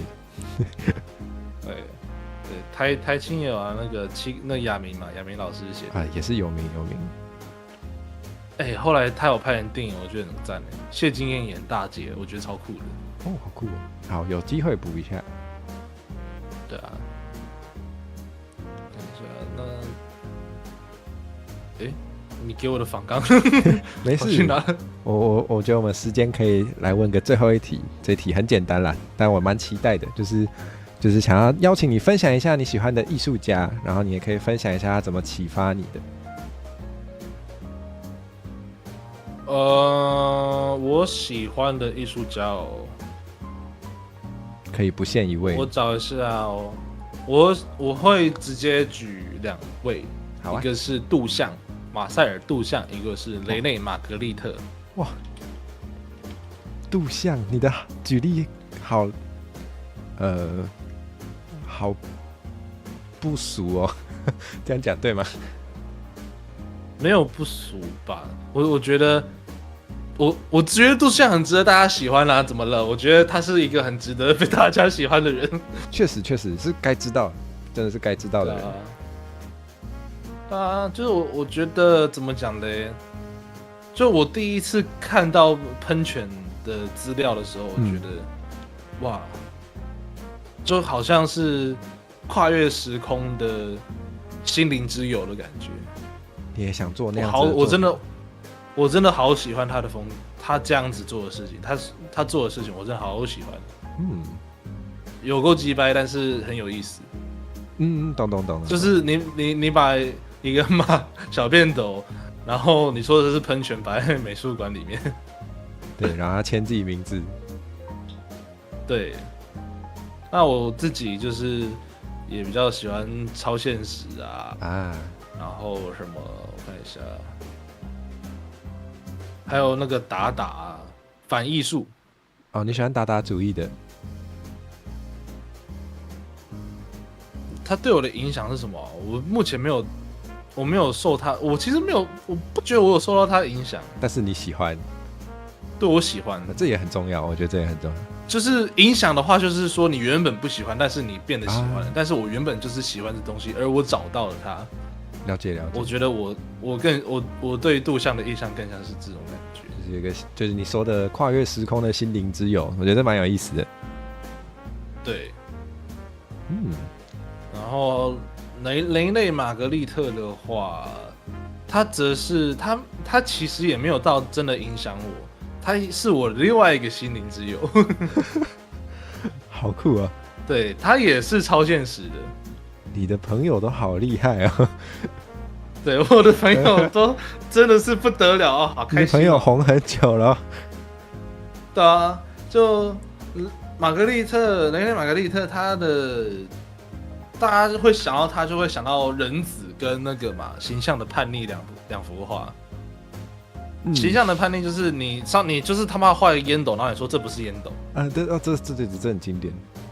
然后人只是一个人，然后脸上被一个苹果给遮住这样子。这其实因为我最近在思考 VTuber 的艺术性，对，所以关于形象的叛逆以及人子啊这种虚实的东西啊，我就是比较有兴趣去看的这样子。就像是你们看到我是陈述，但其实我也不是陈述，同时我也不是陈述这样子。这个就是 VTuber。好，有点深，要感觉一下，消化要盘一下，不用，其实就是很字面上的意思啊。好，大家应该可以理解了。虽然最好不要说破，反正就是对啊，没错。好，那还是我也分享一下我喜欢的艺术家。我本来以为你会分享音乐类型的。对啊，蛋堡了，靠背。好，这才是我预期的答案。对，蛋堡影响我什么？他是心灵之友。蛋堡也是心灵之友。对，因为我很喜欢那种轻松的音乐，像 Bossa Nova 之类的。在我对音乐有一个真正的理解之前，我发现我是下意识喜欢雷鬼跟 Bossa Nova 那种比较肤色比较黑的人们创作出来的音乐。好，可以这样讲吗？应该可以啦。可以啦，没错。然后就慢慢的去听一些嘻哈嘛。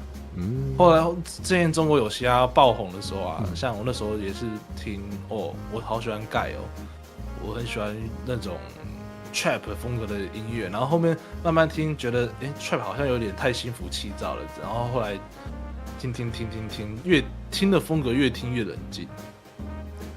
然后到后面听到大嘻哈时代，然后又回去注意到，台湾有蛋堡这一号人物，然后去听他的收敛手，一听不得了，哇，好喜欢，然后又听国蛋，好喜欢这样子。我就是喜欢他那种轻松自在的风格，就是我很欣赏玩弄音乐的人啊，像黄轩那种，他也是我很欣赏的艺术家，就。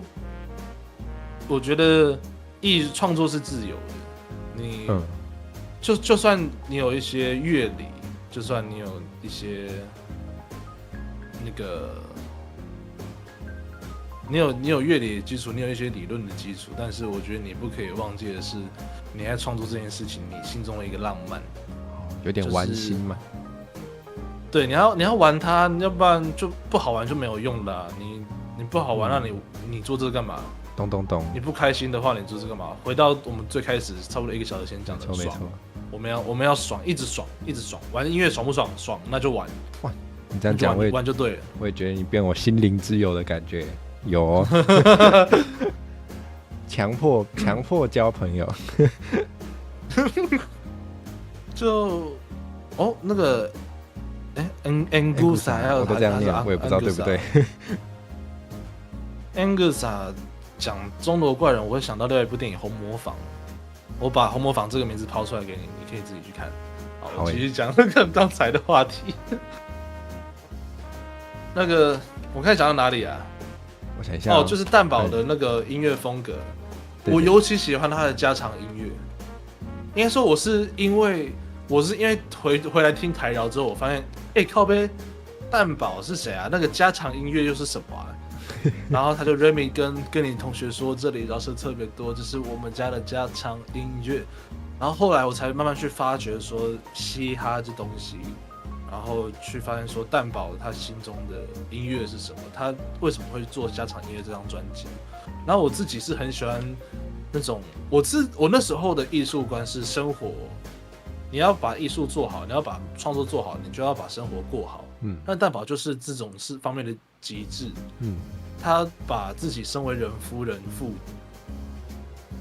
的一个状态融入进自己的作品里面，完成了一个自我救赎。因为他上一张专辑是杜珍惜你所不知道的内部整修，在写自己的疾病跟一些比较不好的东西，像他其中一首叫做《仇人的孩子》，在写自己的家庭状况。两个仇人怎么会生出了个孩子这样子，就是自己的父母这样子。然后也在写那首叫《坠落》吧，他是进录音室，然后在精神很不稳定的时候大吼大叫录的一个 intro， 是真的是在嘶吼的那种。他前面一张专辑的基调是这样子，但后面一张专辑现场音乐却是他唱饶舌给自己的女儿，去哄她说：“小妹小妹，你不要哭，听听我的音乐。”或者是在讲音乐小分子。然后我觉得他那一首歌，他的那张专辑里面最让我感动的一个歌词是他的名字叫 Softly Pop 软嘴唇嘛，对。然后他有一首歌叫 Softly Papa，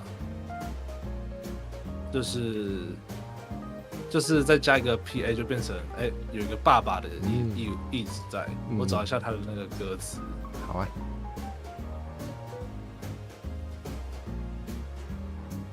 还有那个小妹小妹你不要哭的歌词都很棒，我找一下哦。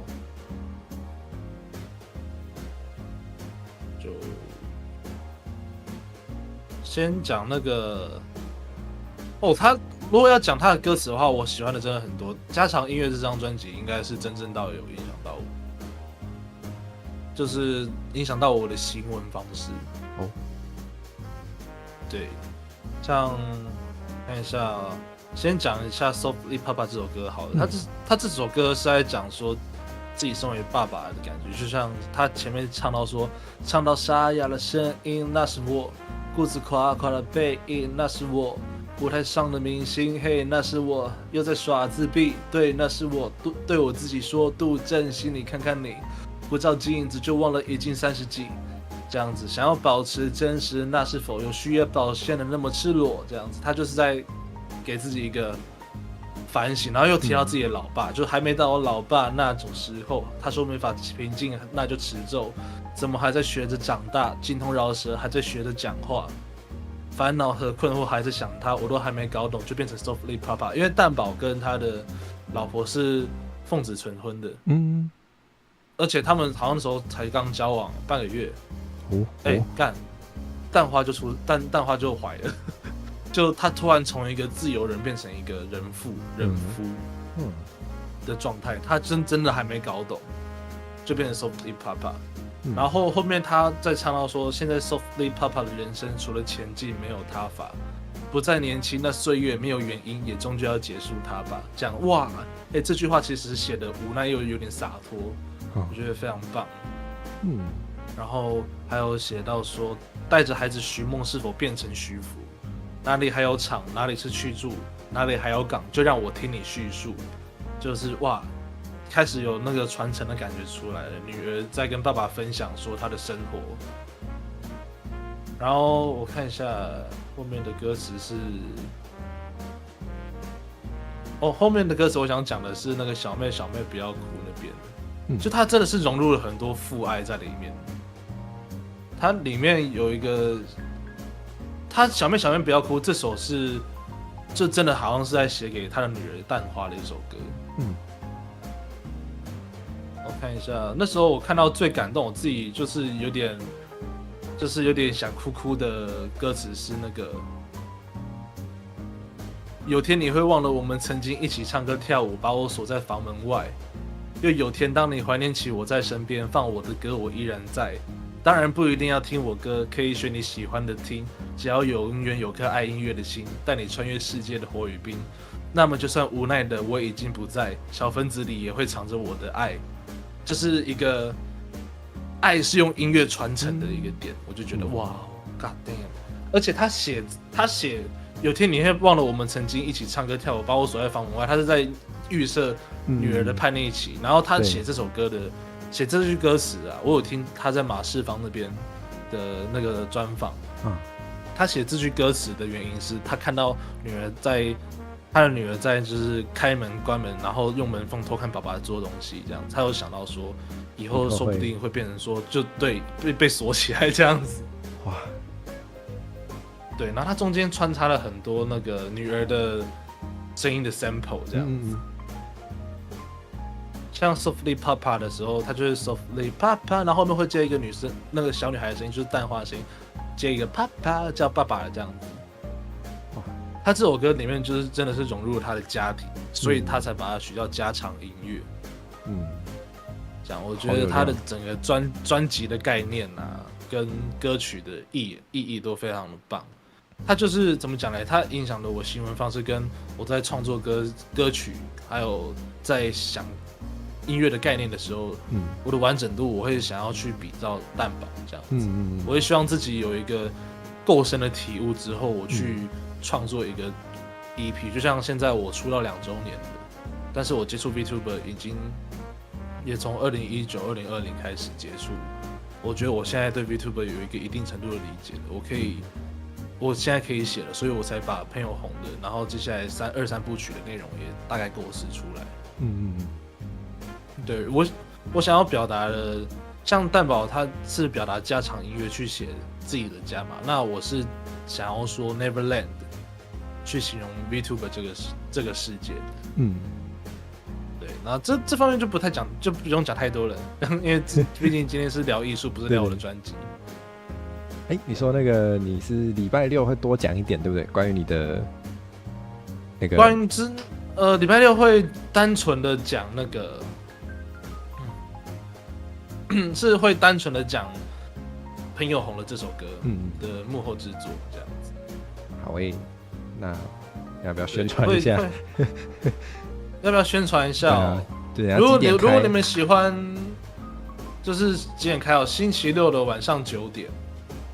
好，我帮大家写起来。晚上9点，然后我自己固定开台的时间是星期3跟星期6的晚上9点这样子固定开。然后最近因为想要冲订阅，所以会多开一点突发台这样子，可能等一下也会开之类的。好啊。但如果我没有开的话，就是我在整理行程。对，他妈的行程，又回到我们对。好，我帮你提醒大家，记得有空要去听。对。就是有空的话，有兴趣的话来听，可以来听啦。然后没兴趣的话就算了，就不爽不要听，去做其他爽的事就好。对，没错吧？对，就做你爽的事就好。你听了你爽，你跟随我，那我也爽，我们让爽延续。看他不爽那就算了，就不要，没有人逼你。看我不爽，你骂我，你觉得爽的话，那你骂我，那我就会骂回去。你就会收割一些那个触及跟互动，也不错啦。对，没错，就终究还是爽的。耶！哇，我觉得我的人生座右铭就是开始从那个，我原本给自己座右铭是时间会带我走到我该去的地方，现在是爽，一个字爽，好精简哦，也不错，也不错。我觉得我也是很努力在想要我想要学习并做到这件事情，就是真的是爽最重要。对啊，就是爽跟现实的对交界吧。就很像是 VTuber 你当然会想要自己的每一个环节都是自己开心自己爽。对，那如果你想要真正靠这个获利的话，那一定你会需要做一些不好的，就是你不符合自己心中价值观的事情。像其实我有听过一个做 ASMR 的女主播，她说她其实很讨厌那种卖弄自己的声音跟姿色去获取这些人的认同。他其实是讨厌这件事情，也在怀疑自己，但他仍然做得很好。以他的成绩来说，我觉得这件事情就是爽跟现实，你必须得抓到一个平衡。确实就是你还是要吃得饱才有办法爽。对啊，那你也可以啃馒头，然后你过得爽也好嘛。对，就像那些很坚持音乐创作、很坚持自己艺术的人，就我觉得我目前是经济状况算是富裕的，然后家里也支持我在做音乐。但如果哪天我家里人突然不支持了，然后我突然穷了，我想我还是会做我想做的事情。我自己对自己的个性理解是这样子的，就算我哪天就是饿到干，我需要靠什么口香糖啊、气泡水啊，去压自己心，对，去饿，去或者是吃卫生纸什么的。对对对。对，让自己不饿，让自己不要死掉，但我还是会继续坚持，说什么才是我自己想要追求的音乐，也就是，对啊，其实我真的很向往蛋堡，蛋堡的歌词真的是非常棒。伊里说，蛋堡的歌词很暖，其实蛋堡它不只是暖，它是诚实。蛋堡的哇，对啊，蛋堡有一首叫《Hit the Rhyme》，我看一下。然后说 Hit the Rhyme 里面就有写到那个，在我开始押韵之前，我从节拍里偷弦，撇开了轻松的旋律和舒服的声线。我先声明一点，不用艰深的字眼，文字一样源源不绝，仿佛天生活字典。它就是，然后还有收敛水里面说那个，我看一下收敛水歌词。它里面有写到，就是说，看一下，我喜欢留白，简单的力量，让人对你的尊敬像是挪台。我从来不爱华丽的编曲，我拉开音符，节拍的间距，填了文字进去，用我独特的韵律制造轻松是我的兴趣。就是它一整个创作观，就是还有它的风格，就是非常的轻松，非常的自在。然后他还写出了《过程》这一首歌。过程真的是很经典，一切都是过程。对。然后他还精准的预言说，10年后的自己发了这样子。他在史诗里面说，就是如果你能改变得了什么，你应该算是发了。他10年后得到金曲奖、金曲歌王跟最佳专辑，两座奖杯。对，就靠加强音乐这一张拿到的。他说什么？10年之后你应该算是发了，如果你能改变得了什么，你应该算是发了。他确实发了，但是他隔天在自己的 IG 线动说，他又忘记缴水电费。好可爱啊！对，他就是一个保持玩心的一个对大哥的一个感觉。对，他离开自己原本的公司叫颜色嘛，颜色也是一个非常有品质的音乐的公司。没错。那他离开颜色的原因是因为他喜欢自己去掌握自己作品每一个环节的感觉，然后他把自己的公司取名叫任性的人。对，他说他有讲到一个点，就是我很认同的，就是说你要越任性，你要越自由，你就必须要会越多的东西。自由不是说你随便弄一弄就好了，而是一种负责任。你要能负责任，你才能承担得起这个自由。你要有韧性，你同时也要有韧性，这种伸缩自如的那种。对，这个是我从蛋堡上学到的。如果要说艺术家的话，那种很纯的艺术家，雷内、玛格丽特，还有那个杜象啊，那个他们的反骨跟蛋堡他所说的韧性，我觉得这可以比较奠定说我自己对艺术的理解跟我自己在创作上的基调，就是终究是一个比较反骨的。有趣。我觉得今天从你身上学到好多，有点不知道怎么做结论。因为我讲的东西很散了，但也蛮深入的，我觉得。就是我很像是拿圆规搓橡皮擦一样，这样擦都抽得很深，然后乱搓不同的点这样子。但是真的是可以因此这样学到很多，就是原本没想过或是原本不知道的东西。真觉得有料，太有料了。希望能帮到大家，因为我同时也在，我每一次跟人交流也是在更加稳定自己的想法。对。那就算有人不认同，我也不会，除非他能说服我，不然我也不太会理他。这样合理，没错。像我其实就是因为这一点跟我的文学老师吵了一大架。对，我的个性，我之前在读那个文学相关的时候啊，我的个性比较倔，我就跟导师吵了一架。但我也不是说不懂社交，我会因为我下课后要问他问题，我会带伴手礼过去，然后跟他就是可能一起吃下午茶，然后一起讨论这本小说里面的内容这样子。好酷哦。对，但我同时也会对自己认为的什么是文学，什么是轻小说，什么是这中间的界限的定义，我要跟他大吵一架，吵到说他不再怎么理我这样。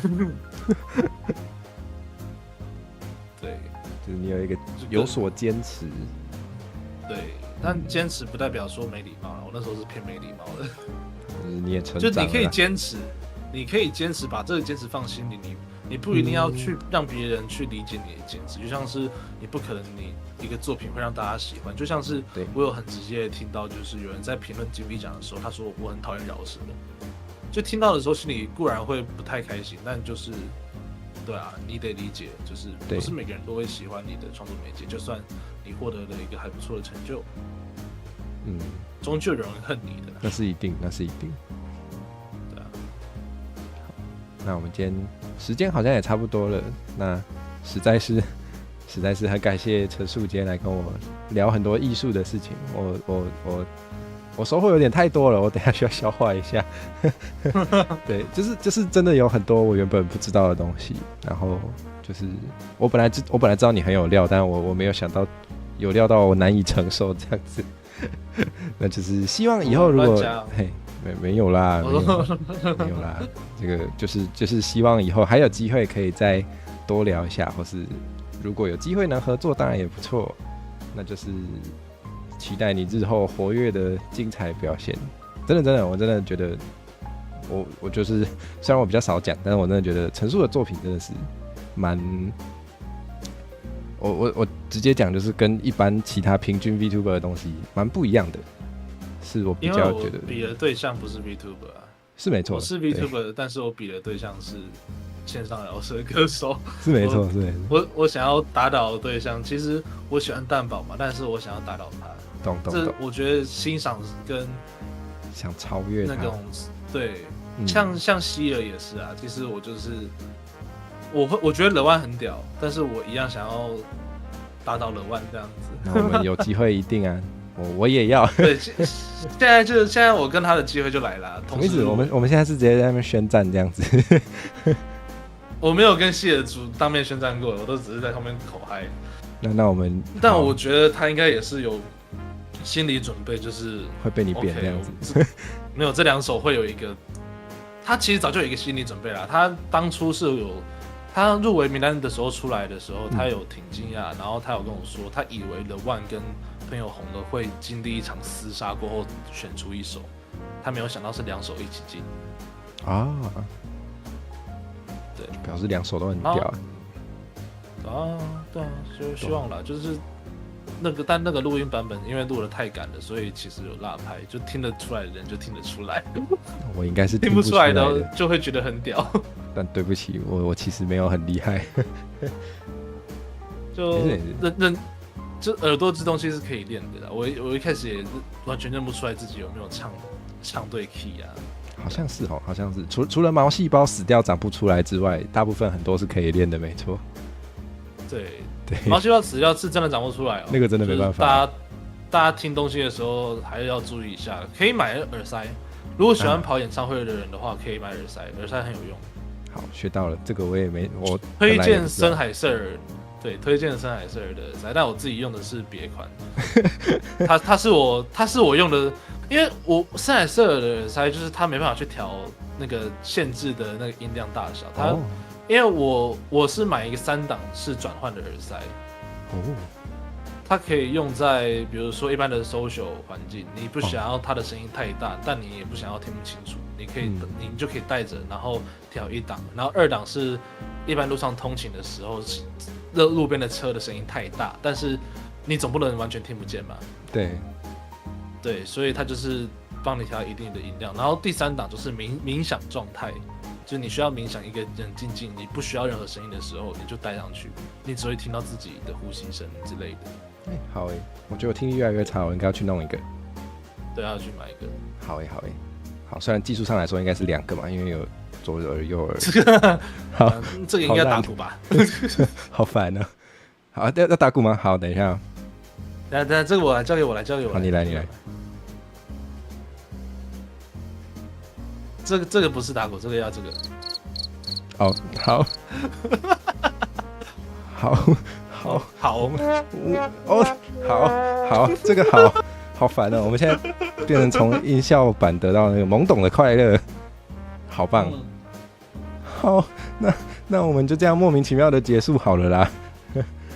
好啊，那就看你有没有什么 BGM 当片尾曲？哎，礼物嘞 ，Hello。哎，礼物怎么这时候来？好突然哦！你好，我们快播完了，你才，哎，等一下不会打字，好，打到了，快乐了。好，那我们今天的你都快播完了才出现，真的是，哎呀，没关系啊。哎，突然按错，我还没买耳塞，我还没耶。这个才对，耳塞还没买呢。你要业配也不是这样。好了，没事。上一次找我快点，我有买你们家的产品 HD26赞，该了吧？对，但我需要新的。哦，那可以叫他再寄一个给你，真的希望你圆满获得业配。那鬼东西要快16000。哦，那真的是需要真的是需要给你一副。对，这个我一副，我这副有点保养不佳。好，那我们今天还是再次感谢陈述来跟我大聊特聊。那我们就是什么？就是跟大家说拜拜。好，天线宝宝说再见。没错，天线宝宝该说再见了。火蛇跟你说再见，陈述那个是那个拜拜，拜。没错。好，那我就谢谢我们的心灵之友，那跟大家说拜拜。好，那伊里拜拜，阿红拜拜，安古萨跟礼物再见，还有天辉不知道在不在。好，谢谢大家。好，那其实我也没有 BGM， 我就直接这样无情切掉咯。拜拜。你刚才都是没有 BGM 的哦？有 BGM， 只是我没有片尾，讲错了，没有片尾。